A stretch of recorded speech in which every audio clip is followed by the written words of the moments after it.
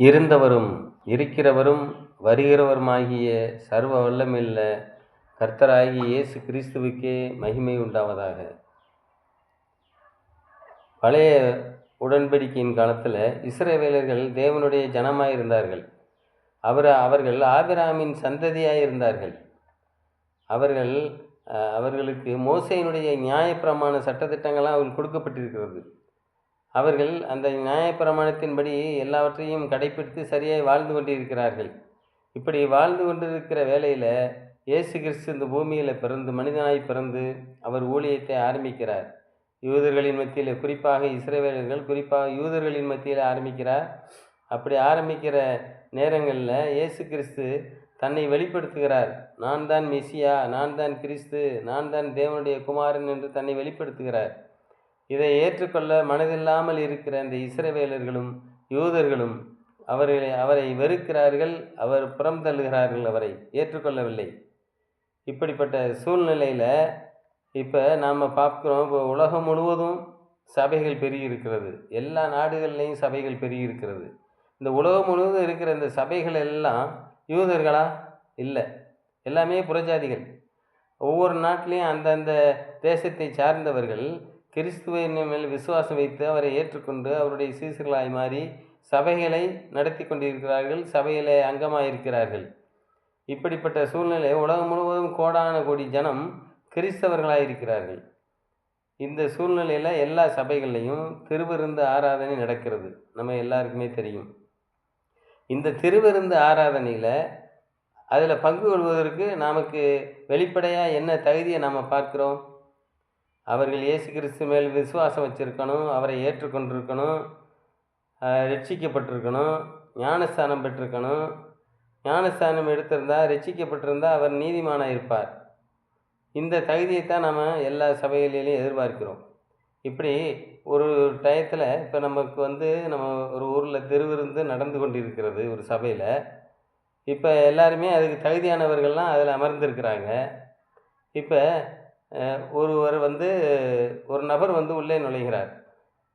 நான் அதை உங்களுக்கு புரியும்படி வெளிப்படையாக சொல்கிறேன். ஒரு யூதனாக இருக்கிறவர் இப்போ நம்ம தேசத்துக்கு டூர் வந்திருக்கிறார். டூர் வந்த நேரத்தில் இந்த பகுதியில் சபை எங்கே இருக்குது, போய் பார்ப்போம் என்று அவர் என்ன செய்கிறாருன்னா, அந்த சபையை தேடி அந்த சபைக்குள் நுழைஞ்சு உட்காந்துருக்கிறாரு. இங்கே திருவிருந்து நடந்து கொண்டிருக்கிறது. இப்போ அவர் புதுசாக வந்த உடனே அந்த மூப்பர், அந்த சபை பாஸ்டர், அவரை போய் பார்த்து என்ன கேட்குறாருன்னா, நீங்கள் புதுசாக வந்திருக்கீங்களே, நீங்கள் இயேசு கிறிஸ்து ஏற்றுக்கொண்டீங்களா, நீங்கள் ஞானஸ்தானம் எடுத்துறீங்களா, நீங்கள் ரட்சிக்கப்பட்டுறீங்களா, நீங்கள் திருவிருந்தில் கலந்து கொள்கிற தகுதியாக இருக்கிறீங்களா அப்படின்னு அவரை போய் கேள்வி கேட்குறாங்க. கேள்வி கேட்கும்போது அந்த யூதன் என்ன சொல்கிறாருன்னா, நான் ஆபிரகாமின் சந்ததி, நான் மோசேயினுடைய நியாயப்பிரமாணத்தின் சட்டத்தை சரியாக கடைப்பிடித்து நீதிமானாக இருக்கிறேன், நான் இதில் கலந்து கொள்வதற்கு தகுதியானவன் தான், நான் இதில் கலந்து கொள்வதற்கு என்ன தப்பு இருக்குது அப்படிங்கிறத அவர் கேட்கிறார். அப்படி ஒருவர் கேட்டால் நம்ம சபையில் அவரை திருவிருந்தில் கலந்து கொள்வதற்கு அனுமதிப்போமா? யோசித்து பாருங்கள்.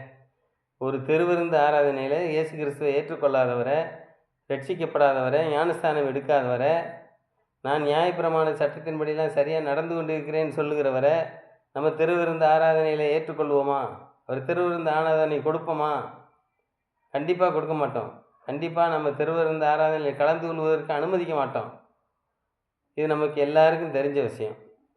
இதை அப்படியே மனசில் வச்சுக்கிட்டு இயேசு கிறிஸ்து ஒரு உவமையை சொல்லியிருக்கிறார். அந்த உவமையை நீங்கள் அதை பார்ப்போம். இப்போ மத்தேயு 22ஆம் அதிகாரம். இயேசு மறுபடியும் அவர்களோடு ஒரு உவமைகளாக பேசி சொன்னது என்னவென்றால், பரலோக ராஜ்யம் தன் குமாரனுக்கு கல்யாணம் செய்த ஒரு ராஜாவுக்கு ஒப்பாயிருக்கிறது. அழைக்கப்பட்டவர்களை கல்யாணத்திற்கு வர சொல்லி அவன் தன் ஊழியக்காரரை அனுப்பினான். அவர்களோ வர மனதில்லா இருந்தார்கள். அழைக்கப்பட்டவர்களோன்னா அந்த இஸ்ரவேலர்கள், குறிப்பாக யூதர்கள், இவர்கள் அழைக்கப்பட்டவர்களாக இருக்கிறார்கள். இவர்கள் அந்த விருந்துக்கு அழைக்கிறாங்க, அவர் வர மனதில்லை. அப்பொழுது அவன் வேறு ஊழியக்காரரை அழைத்து, நீங்கள் போய் இதோ என் விருந்தை ஆயத்தம் பண்ணினேன், என் எருதுகளும் கொளுத்த செந்துக்களும் அடிக்கப்பட்டது, எல்லாம் ஆயத்தமாயிருக்கிறது, கல்யாண விருந்துக்கு வாருங்கள் என்று அழைக்கப்பட்டவர்களுக்கு சொல்லுங்கள் என்று அனுப்பினான். மறுபடியும் வேற ஆளை அனுப்புகிறார் அந்த ராஜா. அந்த அழைக்கப்பட்டவர்களை திரும்பவும் போய் அழைச்சிட்டு வாங்கன்னு சொல்லி.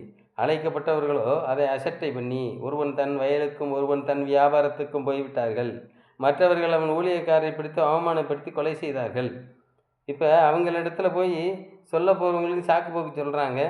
அதுபோக அதை மிஞ்சினா அவங்கள அடித்து கொலையையும் செய்திருக்கிறாங்க. அழைக்கப்பட்டவர்கள்ட்ட போய் சுவிசேஷம் சொல்லும்போது அவங்க கொலை செய்கிறாங்களா? அதைத்தான் இந்த இடத்துல இப்படி குறிப்பிடுகிறார். ராஜா அதை கேள்விப்பட்டு கோபமடைந்து தன் சேனைகளை அனுப்பி அந்த கொலைபாதகரை அழித்து அவர்களை பட்டணத்தையும் சுட்டரித்தான். அப்பொழுது அவன் தன் ஊழியக்காரரை நோக்கி, இனிமேல் வருகிற சம்பத்தை நாம் கவனிப்போம். அப்பொழுது அவன் தன் ஊழியக்காரரை நோக்கி, கல்யாண விருந்து ஆயத்தமாயிருக்கிறது, அழைக்கப்பட்டவர்களோ அதற்கு அபாத்திரமாய் போய்விட்டார்கள். அழைக்கப்பட்டவர்கள் அவர்கள் அதை ஏற்றுக்கொள்ளவில்லை, அதுக்கு தகுதி இல்லாமல் போய்விட்டார்கள் என்று இந்த இடத்துல குறிப்பிடுகிறார். ஆகையால் நீங்கள் வழிச்சந்திகளிலே போய் காணப்படுகிற யாவரையும் கல்யாணத்துக்கு அழைத்து கொண்டு வாருங்கள் என்றான். அந்த ஊழியக்காரர் புறப்பட்டு வழிகளிலே போய் தங்கள் கண்ட நல்லார் பொல்லார் யாவரையும் கூட்டி கொண்டு வந்தார்கள். கல்யாண சாலை விருந்தாளிகளால் நிறைந்திருந்தது. இப்போ அவர் என்ன சொல்கிறாருன்னா, அழைக்கப்பட்டவர்கள் யூதர்கள் இஸ்ரவேலர்கள் அவர் வரல, நீங்கள் போய் வெளியில் போய் புறஜாதிகளாய் தெரிகிற தெருவில் தெரிகிற ரோட்டில் தெரிகிற நல்லார் பொல்லார் எல்லாரையும் கூட்டி வந்து கல்யாண சாலையை நிரப்புங்கள் என்று அவர் கட்டளையிடுகிறார்.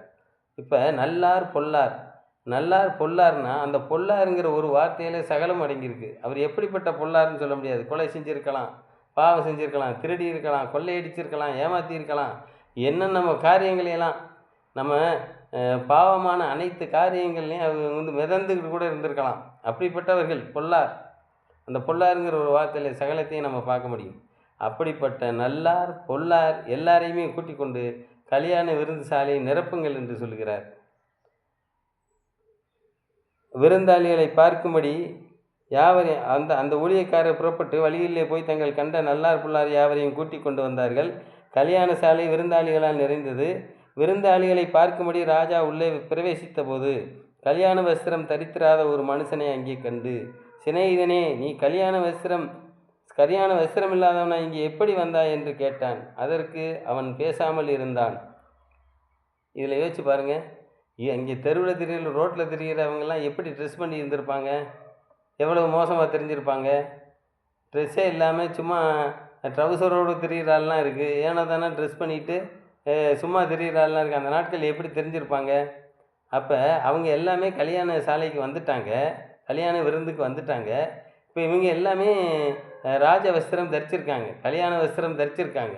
ராஜா அவங்களுக்கு வஸ்திரம் கொடுத்துருக்காரு எல்லாருக்கும். ஆனால் அதில் பார்த்திங்கன்னா ஒரே ஒரு ஆள் கல்யாண விருந்து ஆயத்தமாக இருக்குது, விருந்தாளிகள்லாம் வந்துட்டாங்க. ராஜா உள்ளே வந்து பிரவேசித்து பார்க்கிறார், அந்த விருந்தாளிகளை காண வருகிறார், பார்க்க வருகிறார். அப்படி பார்க்கும்போது ஒருவன் கல்யாண வஸ்திரம் தரிக்காமல் இருக்கிறான் அப்படின்னா, அப்போ அவனுக்கு கல்யாண வஸ்திரம் அவங்க கொடுக்கப்படலையா?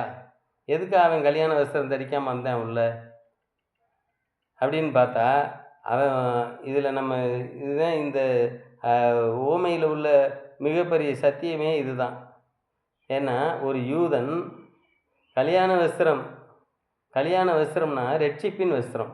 இந்த நல்லார் பொல்லார் எல்லாருக்கும் அங்கே என்ன கொடுக்கப்பட்டிருக்குன்னா ரட்சிப்பின் வஸ்திரத்தை கொடுக்கப்பட்டிருக்கு. எல்லாருமே ரட்சிப்பின் வஸ்திரத்தை இலவசமாக பெற்றிருக்காங்க. இந்த ஒரு நபர், இந்த ஒரு யூதன் உள்ளே நுழைஞ்சிட்டான்.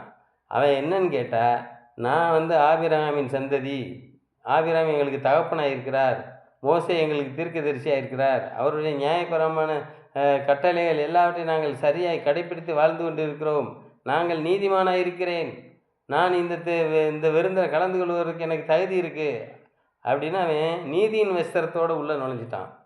அங்கே இருக்கிற எல்லாருமே நல்லார் பொல்லார எல்லாருக்குமே இலவசமாய் ரட்சிப்பின் வஸ்திரத்தை தேவன் கொடுத்துருக்கிறார். இந்த ஒருவன் மட்டும் நீதியின் வஸ்திரத்தை கொண்டுக்கிட்டு அங்கே வர்றான். இயேசு கிறிஸ்து மேல் விசுவாசம் வைக்கலை, அவன் ரட்சிக்கப்படலை, ஞானஸ்தானம் எடுக்கலை, அவன் இலவசமாக ரட்சிப்பின் வஸ்திரத்தை பெறலை.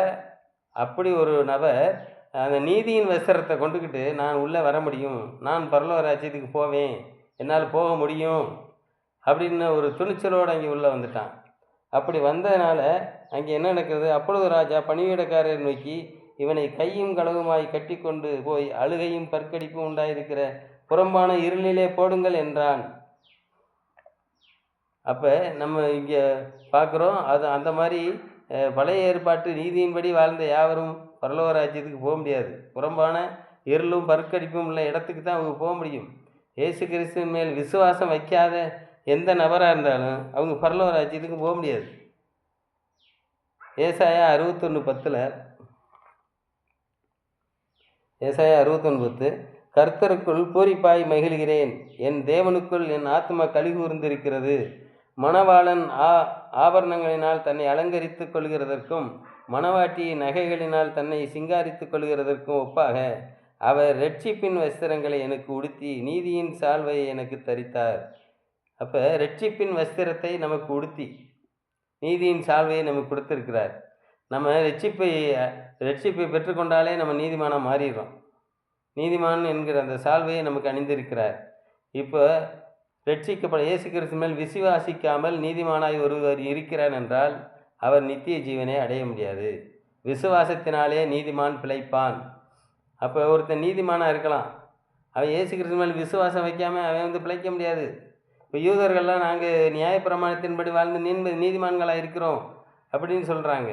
ஆனால் இயேசு கிறிஸ்து மேல் விசுவாசம் வைக்காமல் அவன் நீதிமானாக இருந்தாலும் பிழைக்க முடியாது, நித்திய ஜீவனை பெற முடியாது. இப்போது இந்த பூமியில் பாருங்கள், நம்மை காட்டிலும் உலகத்தார் அநேகர் மிகப்பெரிய நீதிமான்களாக இருக்கிறார்கள். இருந்து என்ன பிரயோஜனம்? இயேசு கிறிஸ்து மேல் விசுவாசம் வைக்காமல் அந்த நீதிமான் பிழைக்க முடியாது, நித்திய ஜீவனை பெற முடியாது. அப்போ நாம் இயேசு கிறிஸ்துவின் எப்படித்தான் நம்ம ரட்சிக்கப்படுவது நமக்கு இலவசமாக அவருடைய கிருபையினால் நம்ம ரட்சிக்கப்படுறோம். நாம் செய்கிற நீதியினால் நம்ம ரட்சிக்கப்படலை. அந்த நீதியின் வஸ்திரத்தை, அந்த நீதியின் ரட்சிப்பின் வஸ்திரம் எப்படின்னு நம்ம பார்க்குறோம். அந்த ரட்சிப்பின் வஸ்திரம் எப்படி இருக்குன்னா, வெளிப்படுத்தின விசேஷம் 3:5 சொல்கிறது வெண் வஸ்திரம்னு இருக்குது. வெளிப்படுத்தின விசேஷம்